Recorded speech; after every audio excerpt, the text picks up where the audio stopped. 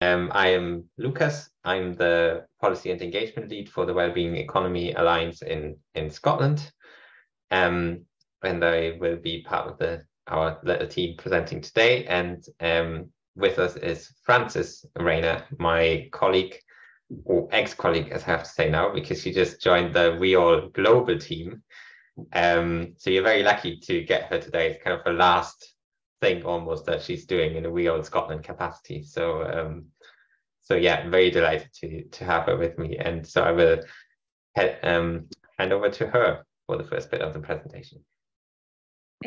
Thanks, Lukas. I'm not sure I agree with that ex-colleague description, but yeah, one of the first things I did in my new role as well was to connect Lukas and I on my new email address and set up a lunch. So yeah, I've just moved to the global WEAll amplification team, and we really exist to kind of support the movement of movements around the world and national hubs like Scotland. So still very much be working with Scotland, just not to the same extent.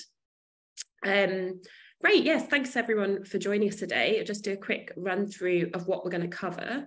I should just say as well, because I can't always see the chat, if anything arises like tech issues or you can't hear, please do turn your mic on to speak up if it needs to interrupt the flow.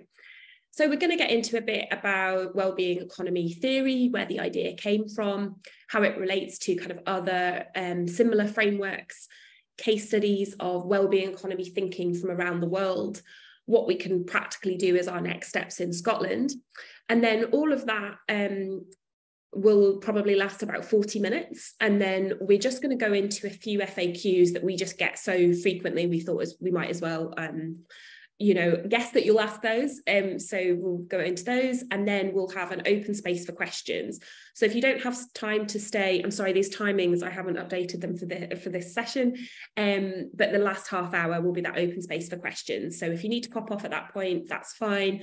Although we do find that that's like some of the most fruitful bit for people. And that won't be recorded as well, so that people can feel really comfortable to kind of ask any like seemingly obvious questions or anything.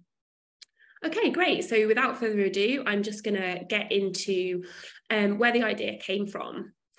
So back in 2017, a lot of people would have been really waking up to the fact that our economy isn't delivering for people or planet. Is leading to runaway climate change. And at the same time, it's not like we could say that the economy was really working for the vast majority of people. So a group of people, that it was a kind of movement of movements from around the world, started coming together to say, how do we kind of collectively work together to kind of be a stronger movement around changing our economic system. So there's a lot of different movements from around the world. I'd really encourage you to go to weall.org and look at the really nice timeline, so you can see all the different movements that were involved in setting it up.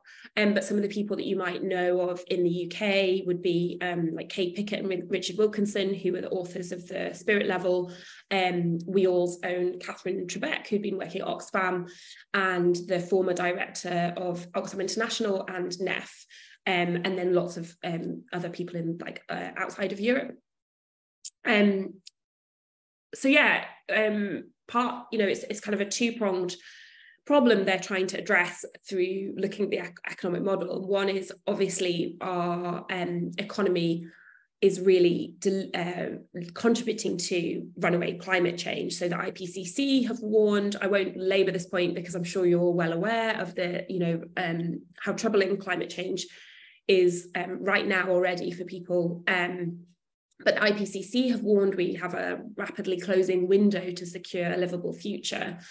And our economy isn't just problematic for climate change and driving climate change, but it's putting a huge strain on other aspects of the natural world. So this diagram illustrates some of the kind of planetary thresholds that scientists have said we can't safely overshoot. So things like biodiversity and our use of fresh water. And you'll see from this diagram, we're already overshooting on several of those. And at the same time, we really can't say that the economic model that we've been pursuing is really working for the majority of people. Even before the pandemic and even before the cost of living crisis, we had 1 in 4 children growing up in poverty in Scotland. And that's in the context of quite a lot of wealth as well. So with the 20 richest families in Scotland having as much wealth as more than 1.6 million people in Scotland. So that's about 30% of the population in Scotland have the same as the 20 richest families.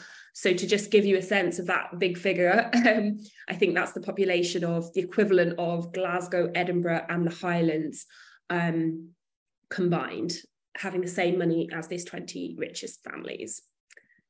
And we know that obviously climate change and inequality are inextricably linked, both in the sense that people with more and countries with more tend to, consume a lot more and be putting a lot of strain on our natural resources. And obviously the impacts of climate change are primarily felt in the majority world first. And even within countries, it'll be the richest people who are best able to kind of cope and buy their way out of problems with things like air conditioning.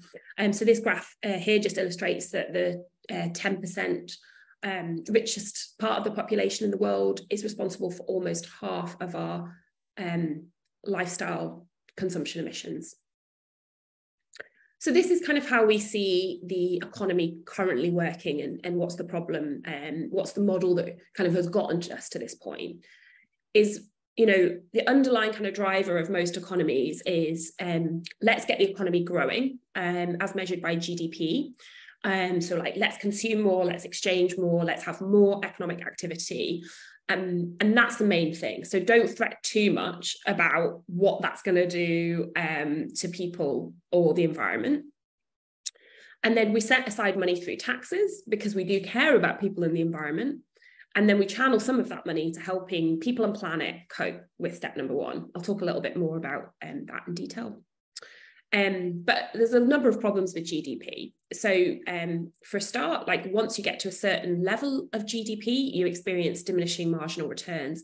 And I'm sorry if a lot of these concepts are probably not new to people, but I'm just pitching this as you could come with no knowledge and come away with a good intro.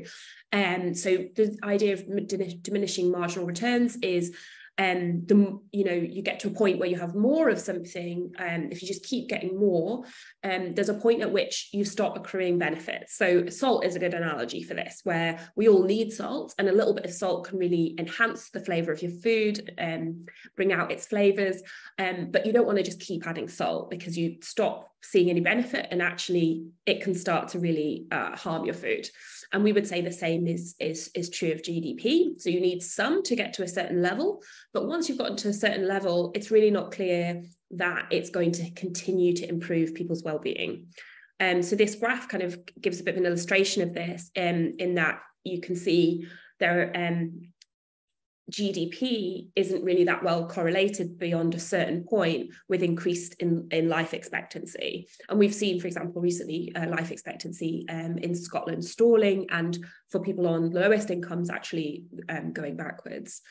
And there are other problems with GDP, because GDP really is a crude measure of the amount of goods and services that we're producing in the economy, and it only measures certain kinds of things. So, for example, cleaning up an oil spill could be good for GDP because it's creating economic activity, but that obviously doesn't take into account that the oil spill is really, really damaging for people and nature, and actually the amount of resource that we have to draw on. And at the same time, things like unpaid care work doesn't count towards GDP. And obviously care work is absolutely foundational to what we all need to live good lives. And also just even traditional economic activity wouldn't be possible without unpaid care work. Another problem with GDP is that it's been inextricably linked because it's so much about producing and consuming more. It's very hard to decouple it from the extraction of natural resources. And there haven't been any convincing studies that show that you could continually just infinitely grow while reducing our extraction of natural resources and tackling climate change. And just to get into a bit more like that point about how we have to patch up the damage through the tax system. So we did a report a few years ago, really trying to count the cost of this concept called failure demand. And this is the idea that there are problems that we cause in the economy that we have to fix, and that costs a lot of money and a lot of public policy effort. So, for example, homelessness, a big driver of homelessness will be lack of affordable or social housing, and poverty wages, and a business landscape that doesn't incentivize treating people well and making sure they have enough to live, or an adequate social security system. But we do care about homelessness, obviously, so we put quite a lot of money into housing people who are homeless, but that's a very costly way of doing things that we could do more efficiently by looking upstream and thinking, how do we design an economy that has no homelessness in it, or no poverty, or we're not polluting the air or creating floods that we're going to have to spend loads of money trying to fix. And this is really just the economic argument. That's not why we come to this, but I think it just helps demonstrate that it's actually a very inefficient, expensive way of doing things, what our current economic model. IPPR Scotland recently, and I think with Joseph Rowntree Foundation and others, recently put out a report on the cost of poverty as well, which I'll link in the chat once I've stopped talking, which kind of builds on this. So our solution is a wellbeing economy, which is one that delivers good lives on a healthy planet, which that's a lovely idea, sounds nice, who wouldn't agree with that?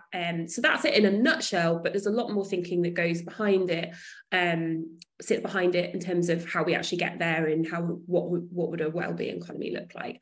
So at this point, I'm going to hand over to my colleague Lukas for a bit, who's going to talk a little bit about the work that the global movement have done. Oh, I'm not, sorry, I've gotten confused about the order of my slides. Lukas is going to do that in a sec, but first just to talk about our movement and where we are now. So yeah, having started out in 2017 with just like a couple of national hubs getting things off the ground. In that time, we've grown to, I think it says 13 hubs around the world. I'm fairly sure it's grown a fair bit since I even did this a couple of months ago. We've got 350 organisational members, so there'll be like unions, environmental charities, co-ops, lots of different organisations around the world. 150 ambassadors, so they're sort of like prominent spokespeople who represent different kind of parts of the movement. Oh, sorry, I've said the wrong thing there. 150 academics. Sorry, I couldn't see my slide properly because of the video. So 150 academics, 88 ambassadors and spokespeople, and 6 national members of the Wellbeing Economy Governments Partnership. So this is a partnership of governments, of which Scotland is a part. Iceland, Finland, Wales, Canada and New Zealand are also members. And these are governments that have said we want to work towards a wellbeing economy, and we want to work together to kind of share learnings and try different things and look at how we get there. So, but in Scotland, so I think there's an important distinction in that the Wellbeing Economy Alliance, as a global movement, we talk about it having being a movement with many mothers. So it brings together lots of different movements and doesn't really intend to give a very detailed policy platform of this is exactly what a wellbeing economy should look like, but more to kind of enhance our collective efforts as a movement. But in Scotland, we've been going for a few years now, so we have had quite a bit of chance to work together with all of the people that kind of make up the movement in Scotland, which is growing all the time, and really start to say, okay, well, what does this look like in detail? So in Scotland, we've got recently, I think many people on the call will have been involved in this, but we recently wrote to the First Minister calling for some specific actions for the transition to a wellbeing economy, and there's a kind of bigger sort of manifesto that sits behind that. And we've got more than 60 members. Again, that's probably grown quite a lot since I wrote this a couple of months ago. So yes, at this point, sorry, I'm going to hand over to Lukas, who's going to get into the kind of criteria and thinking that sits behind the wellbeing economy. Thank you, Lukas.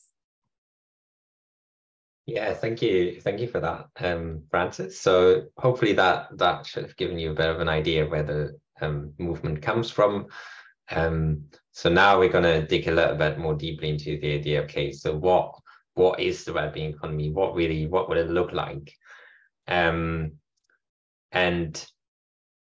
And really, if it's like not GDP that we are pursuing and putting at the top, then what is it that we should be aiming for? And in the movement in WEAll, we have been working and looked at what are the things that we really need that our economy should deliver for everyone. And we've kind of summarized that into these 5 kind of headline needs. And so the first one of that is dignity.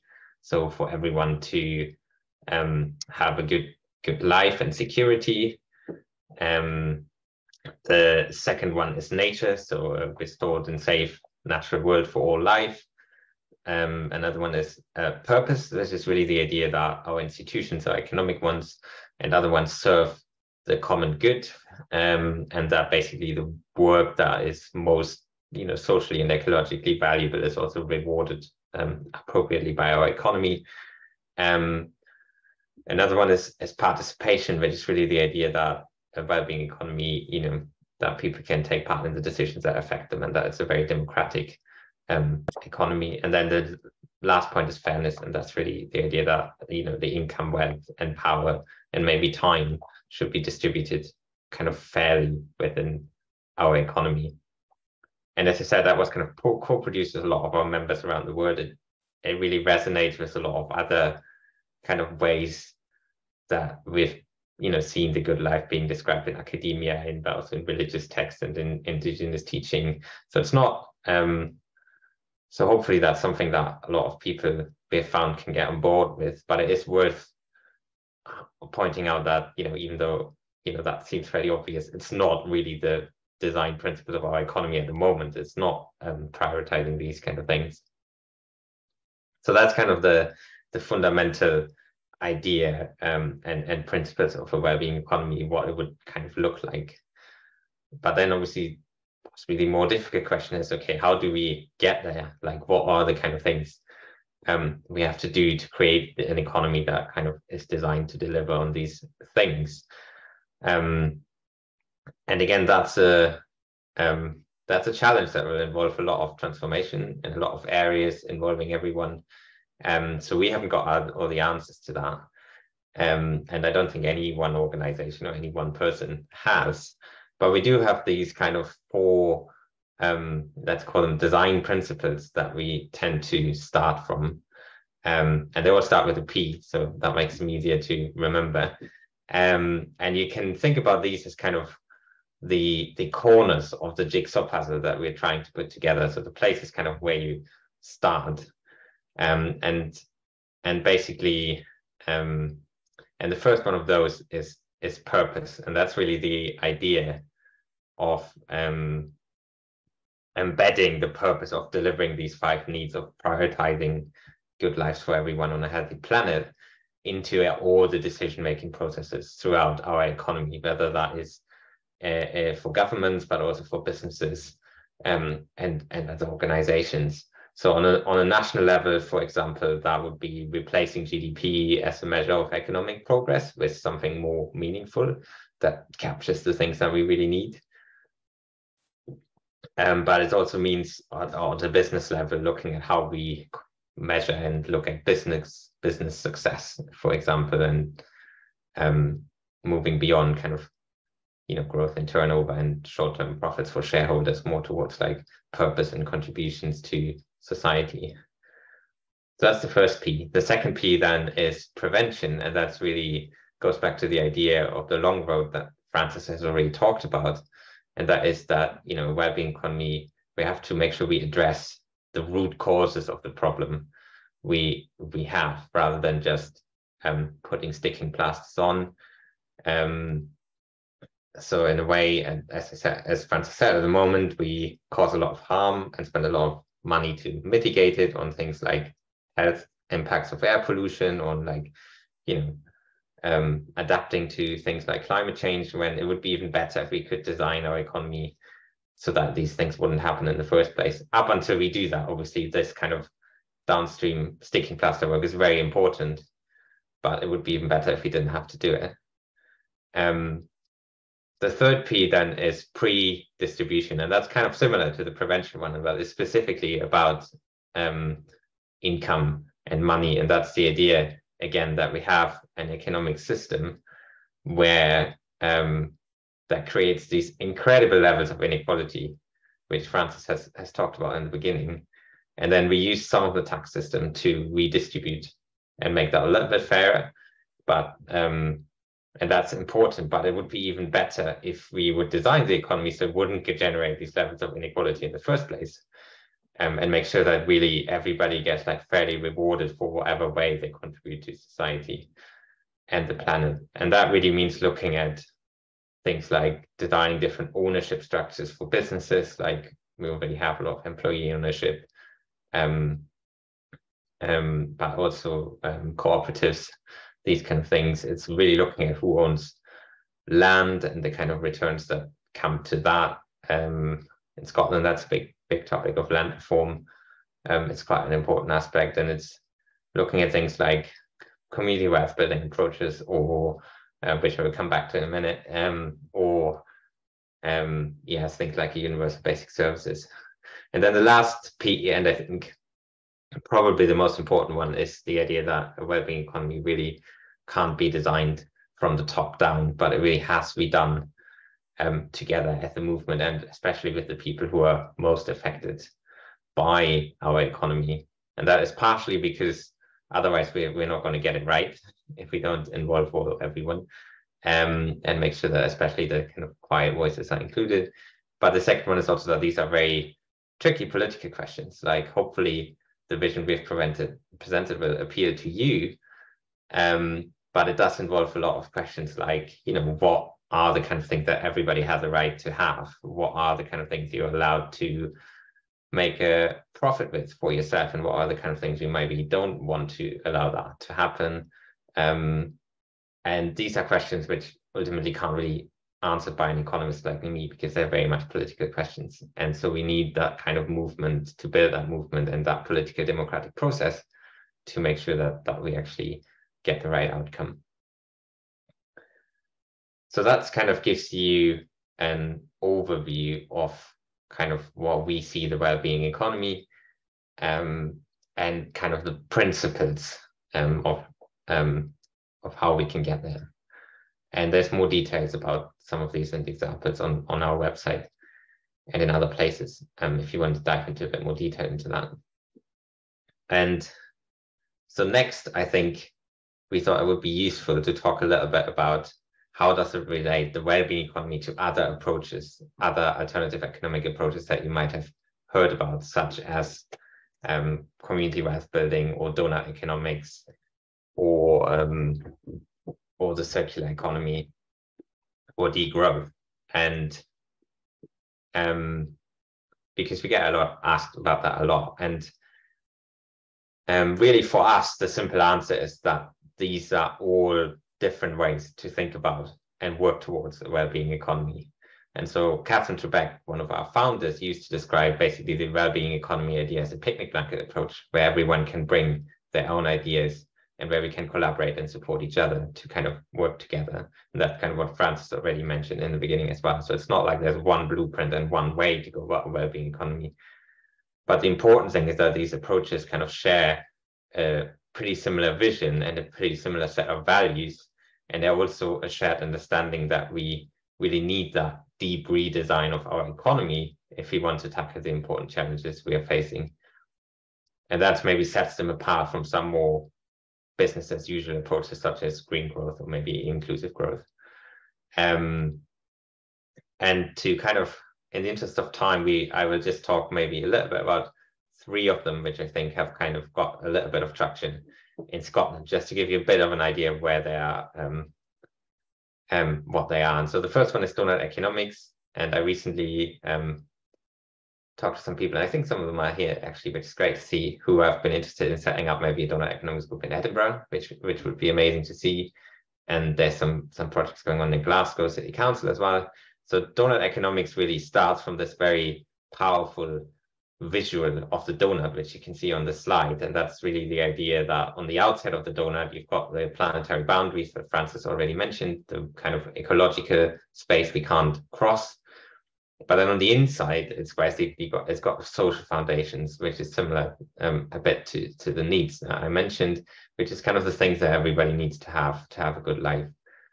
and that our goal for everything we do should be to get into that space where, which is the safe and just space for humanity. And that was kind of developed by Kate Raworth, and she wrote a book about it, and that has really been kind of taken off and is resonating a lot around the world, especially I think in kind of more higher income countries where we are very much overshooting the planetary boundaries. And then starting from that kind of vision of a donut, kind of donut economics uses participatory methods to develop strategies for getting places within the donut. So one of the most prominent of that examples that is Amsterdam, but as I said, there's also something going on, a city portrait project going on in Glasgow at the moment. And it kind of has a lot of other principles behind it, like regenerative economics and a few other bits. So it's very also a different way of thinking about how to do economics. And that has been very much part of the wellbeing economy movement from the beginning. Like Kate Raworth is, it's very closely connected to WEAll. So that's donut economics. The next one then is degrowth, which is really a kind of concept coming from an activist and academic movement that has been around for maybe like 10 to 15 years.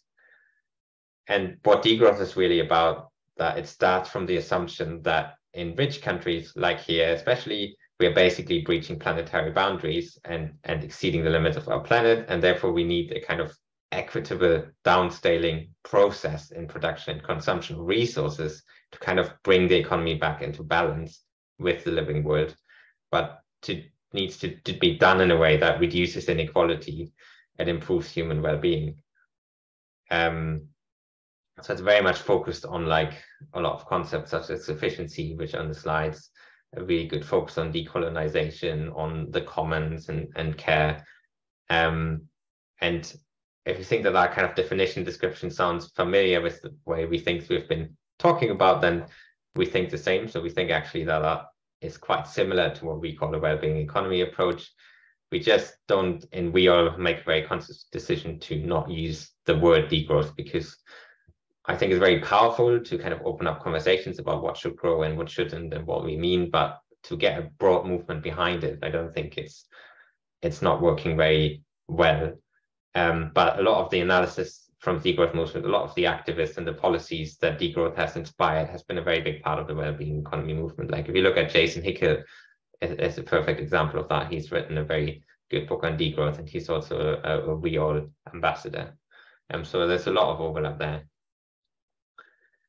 And then finally, the last one I want to pick up, because it's also quite big in Scotland, is community wealth building. And so the first two have been talked about, I think donut economics and degrowth, I think very much kind of started to come from an environmental starting point, where they see, we've got this environmental problem, so what does that mean for the economy? Slightly simplified. Whereas community wealth building comes from a slightly different place. And that's really a kind of more of a grassroots approach to democratizing our economy. So it's an approach basically for making our economy more democratic and making sure that the wealth that is created in communities stays there and is distributed more fairly. And so it's kind of has developed a set of very practical 5 pillars, which are on the slides. For you essentially utilizing the money and the wealth that's already spent by big anchor organizations in communities, and also the assets that are already owned in communities, to make sure that you use that spend and these assets to make sure that it supports local businesses and kind of democratic businesses and cooperatives and these kind of things, to make sure that the wealth stays in the community. And it's originated in the US originally, I think, but it was kind of famous in the UK, made famous in the UK in Preston. So you might have heard about it, sometimes talked about as a Preston model as well.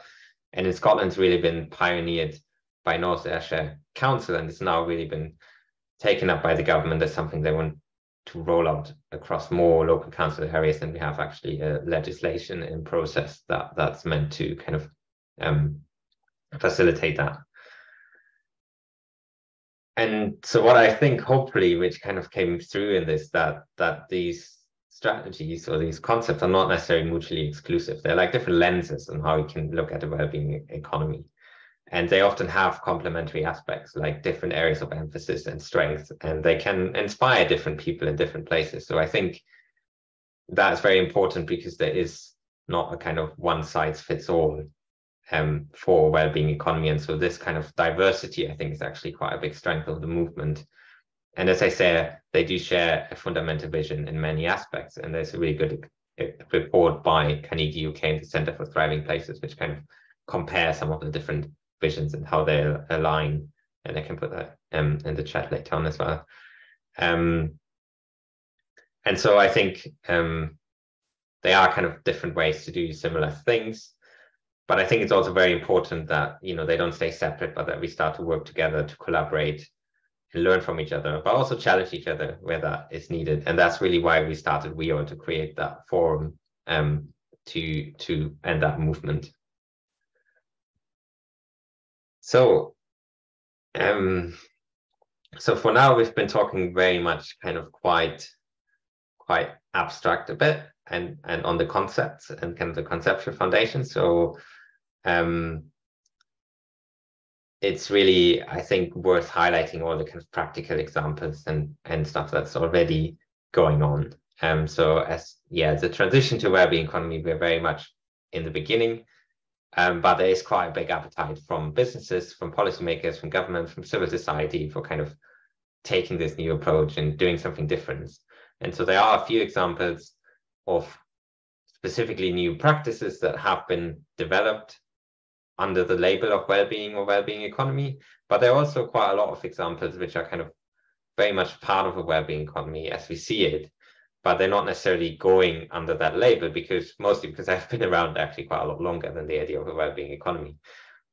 So kind of on the government side, in terms of interesting developments, so New Zealand has developed the first kind of well-being budget approach, where they actually take their kind of well-being priorities and try to start align their budgeting and their spending by government with these kind of priorities. And there are a few countries who are starting to think about that, like Canada and Australia as well.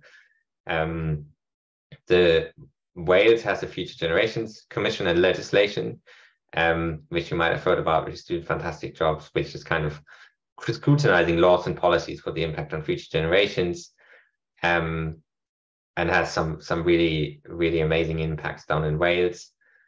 I would say the Scottish government, it's one of the founders of the Wellbeing Economy Governance Partnership, as Bunse said. I would say we probably have quite a long way to go to ensure that the action actually matches the rhetoric, but we have seen some really good starting points. So the big picture at the bottom is the National Performance Framework for Scotland, which we actually had for quite a long time, which kind of sets out the kind of vision for what kind of Scotland we want to live in. And at the moment, that's not really developed as participatory as we would like, and it's not actually used in policy making as we would like, but it's a really good starting point. And we've also seen the government actually producing a wellbeing economy monitor as a kind of dashboard of indicators and wellbeing economy toolkit.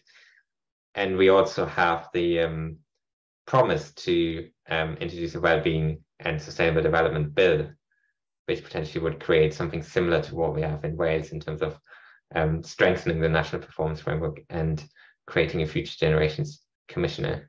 And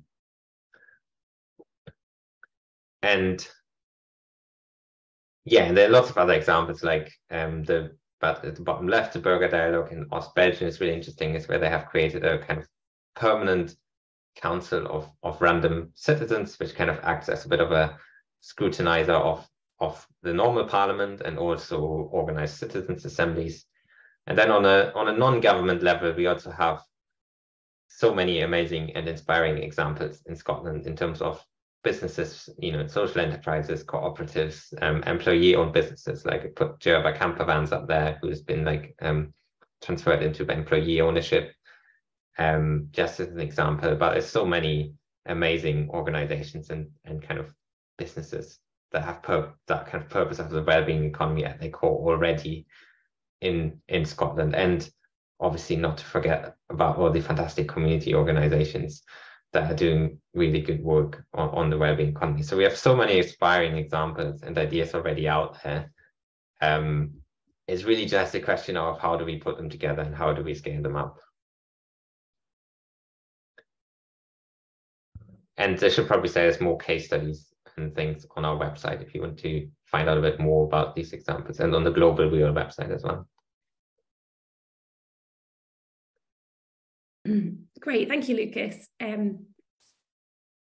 So what action can we take in Scotland? What could be the kind of next steps to start really redesigning our economic architecture? So picking up from a lot of what Lukas said, we've obviously already got the National Performance Framework, which gives us goals beyond GDP that are a bit more meaningful.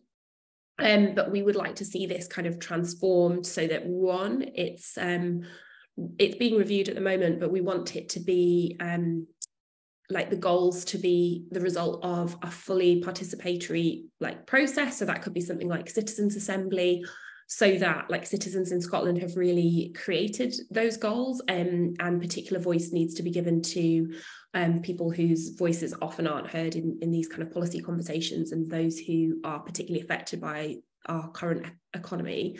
And so not only do the goals need to be kind of democratically decided, but also at the moment, the National Performance Framework is a fantastic document, but we don't get the sense that it's really integral to the kind of setting of plans, but is often kind of reported on after the event. So it should really be the driving force behind decision making, and that would be much closer to what's happening in New Zealand around wellbeing budgets. So we'd like to see this put on a stronger statutory footing in Scotland. Next, we need to start distinguishing between desirable and undesirable growth. And that's something we've really seen from the Scottish Government recently, is there's been a real ramping up of their kind of rhetorical commitment to a wellbeing economy. And, there's been a department, a team in the Scottish Government for a while, working on wellbeing economy, with lots of great outputs coming from that. But that hasn't yet translated into, even at a rhetorical level, starting to say, not all growth is good. And we've pursued economic growth for a long time in Scotland, and that hasn't automatically fixed our problems. So we need to start saying, what are the kind of industries we need? What are the kind of business models that we need? And we need to start considering our impact across the world and to future generations by introducing a Wellbeing and Future Generations Bill, and doing something not a million miles away from what Lukas mentioned is happening in Wales with the Future Generations Commissioner, to provide, and a lot of these are about, these measures are about kind of changing the architecture. So this is beyond kind of one political cycle, and it's not about kind of party politics and running on a platform of one set of policies, but actually changing the way that we make policies so that you're enabling those conversations about long-term impacts. But then obviously we want to, when we're talking about wellbeing economy, it can feel quite vague if we're not talking about the actual policies that we might see in a wellbeing economy. So I'm saying all this with the caveat that around the world, the wellbeing economy is something that is constantly kind of created in context, and should be fully participatory. So this isn't like a menu for everyone around the world to follow in any way, but these are, I guess, some of the policies that the wellbeing economy movement in Scotland, which is one of the places where it's most developed, has been coming up with for Scotland. So things like a minimum income guarantee, and universal basic services would be a way of meeting that need of dignity, so everyone having enough. Using devolved tax powers to really fund those universal basic services, improve public sector pay, and a minimum income guarantee. Reforming land, our land is concentrated really in the hands of a few. And we would really like to see the whole business support landscape realigned so that all of our government interaction with business is designed to not just make business in itself flourish, but kind of what kind of businesses and industries and models are really going to be enhancing our collective well-being and protecting the health of our planet. So we've got so many examples of amazing cooperatives, social enterprises, employee-owned businesses, for example, that tend to deliver a lot better outcomes for their staff and communities and be more purposeful, but they aren't always really incentivized in our current economy. And we would, ideally, we'd imagine seeing a lot more public ownership in strategic sectors that we rely on for our well-being. So we're removing the kind of profit motive from meeting our essential needs. And to get into a bit more of the detail, as I mentioned earlier, we have actually in Scotland put together a bit of a manifesto for the kind of policies that we would want to see. And that's been supported by a huge range of over 200 organisations like unions, charities big and small, international development charities, poverty charities, children's charities, loads of academics and economists. So we'll put a link to that in the chat, because we have done that kind of some of that next level thinking about what those policies would be like, even though we're kind of the movement is still quite new. So now we're going to just talk to three of the kind of frequently asked questions that we think might have driven you here today, particularly. So yeah, this will just take up to the next 15 minutes, and then we'll get into kind of more your own questions and discussion. So first up is, what should we measure instead of GDP? And Lukas is our in-house brain, and he is going to speak to these. Thanks, Lukas.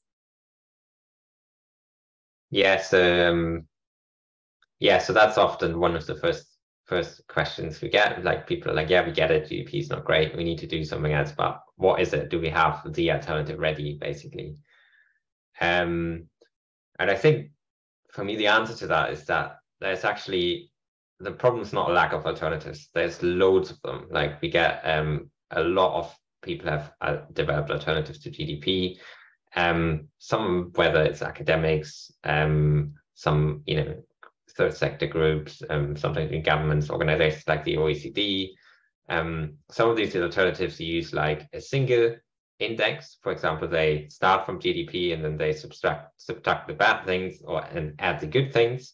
An example of that would be something like the Genuine Progress Index, which has been around for a long time. Some of them kind of start from scratch and kind of amalgamate various different indicators of progress into one, like the Happy Planet Index, which I think is the amount of happy life years per hectare of ecological footprint. And these kind of, similar to GDP, I think these kind of one figures are really powerful to tell a different story, because it's only one figure. But I think one of the drawbacks and issues which we also have with GDP is that there's not necessarily one right way of mixing different things together and how you weigh the importance of different things. So if you put them all into one number, you kind of hide that bit of what you've actually prioritized over other bits. So a separate approach, which quite a few people use, is kind of having more of a dashboard of different indices next to each other. And an example of that is, for example, our National Performance Framework, or the Wellbeing Economy Monitor, which the Scottish Government has already published. Another example might be the OECD Better Life Index. And these kind of present a number of indicators which often vary, but kind of at the heart, they're usually quite similar. So you usually have something on environmental indicators, carbon emissions, biodiversity, you have something on inequality, you have something on economic indicators, like maybe wages or something like that.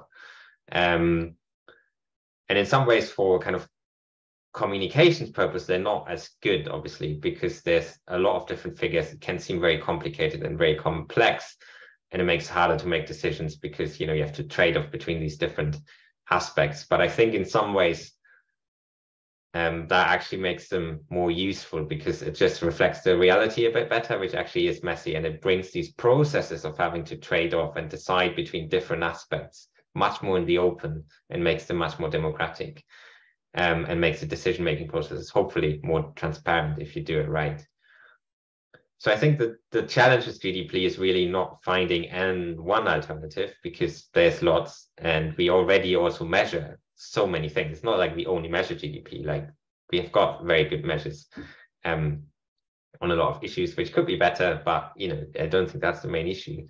So I think I think there's really two things we need to figure out, and we haven't got the answers to that. And the first one is the standardization. So I think the biggest power of GDP comes from the fact that it's a globally accepted measurement system that it's relatively easy to compare, and pretty much our countries do it similarly enough to kind of to a same system which has been developed internationally. And that is worth, that has been built over and changed over decades. So it's not something you build up very easily, but we need to do start something similar for alternatives to GDP. So it doesn't mean it has to be the same exactly in every country, but at least we've got a core set of measures that we can kind of easily compare across different countries.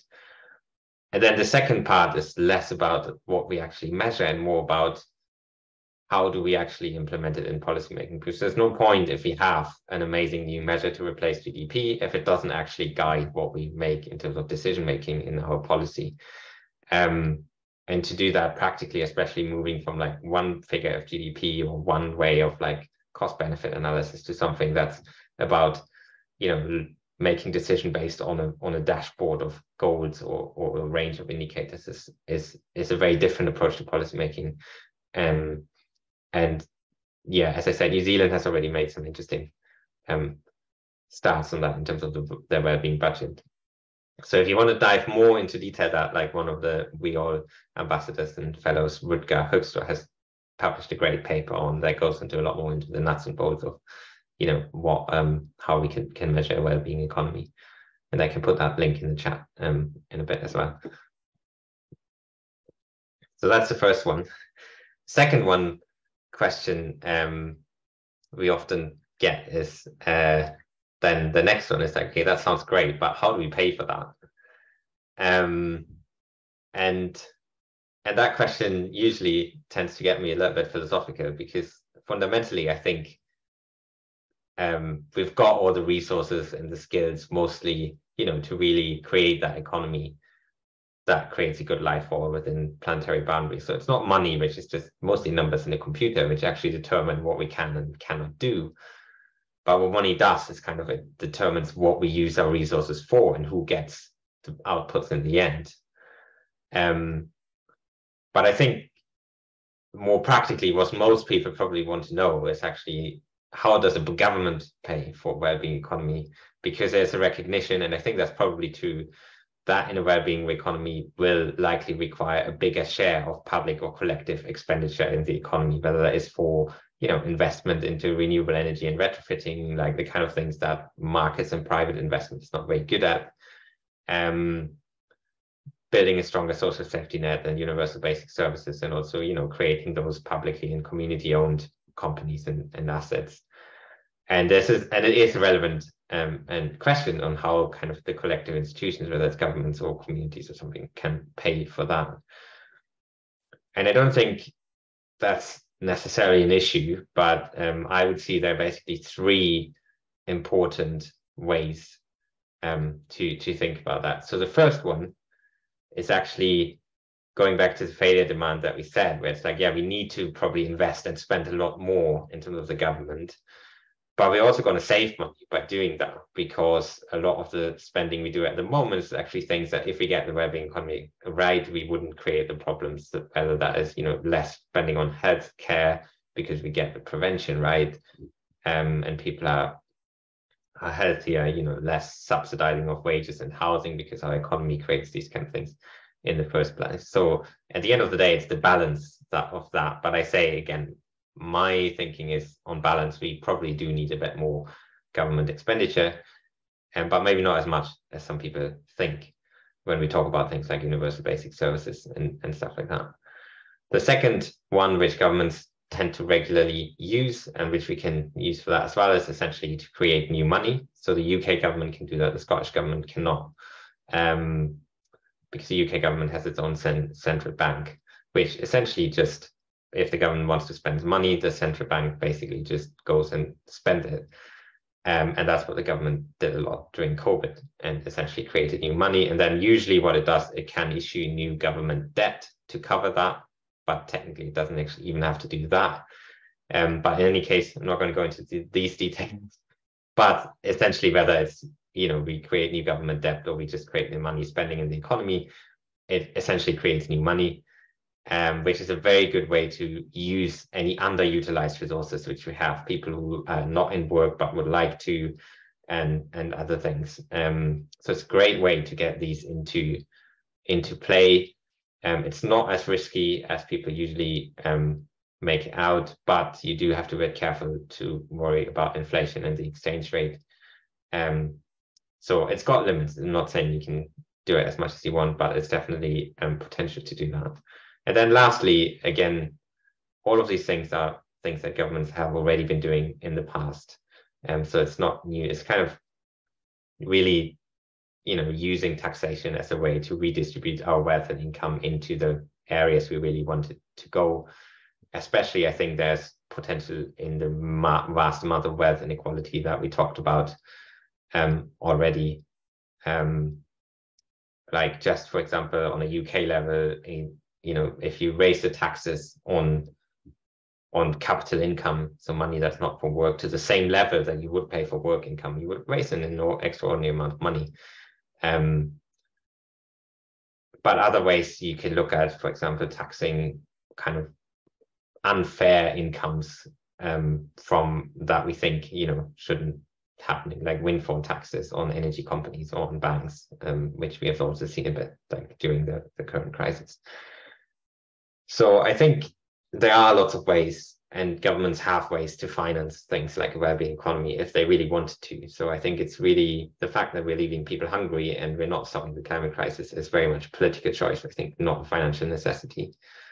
But I will leave it there. And yeah, if you want to find out more about resources to look into that, I'm very happy to chat to you or point you in the right direction.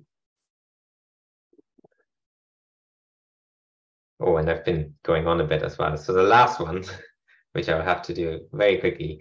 So it's really that kind of idea, okay, what role do businesses then have to play? How would that look like? And we think fundamentally,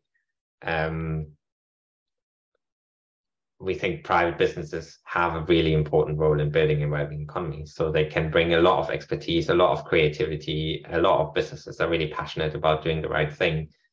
And I think, again, the challenge for the wellbeing economy is really to ensure that contributions that businesses can make are going into the right direction. So at the moment, that is often actually quite hard for business to do, even if they want to. Like there's a culture of prioritizing short-term profit and returns to shareholders and growth in turnover and market share.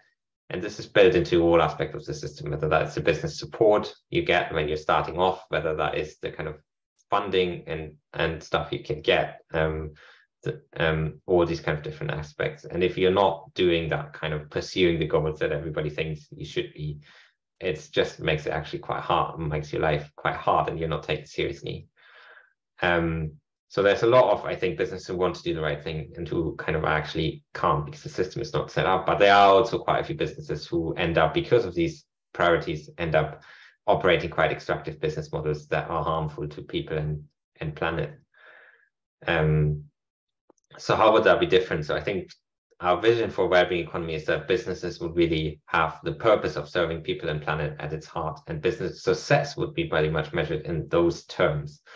Like the Business Purpose Commission, which the Scottish Government commissioned for Scotland, actually said that purposeful businesses are those that provide profitable solutions to the problems we're facing and don't profit from exacerbating the problems, which I think actually sums it up quite nicely. But that would actually require, I think, quite big changes for a lot of businesses. But there are tools and approaches out there that can really help. Like one of our, like Scotland Can Be is an organization in Scotland, for example, has done amazing work and have a really good tool that they can, support and work with businesses to think about what their purpose is and how they can deliver on it. But then there's also, I think, a big role for governments to change the market architecture to make sure that, the right thing to do for business becomes the right thing to do for society, make sure that the playing field is level. And finally, I think there's some really, really interesting questions about how we can go even beyond that and kind of really democratize the ownership and governance of businesses to make sure that basically how can we design business so they make the right decisions in the first place.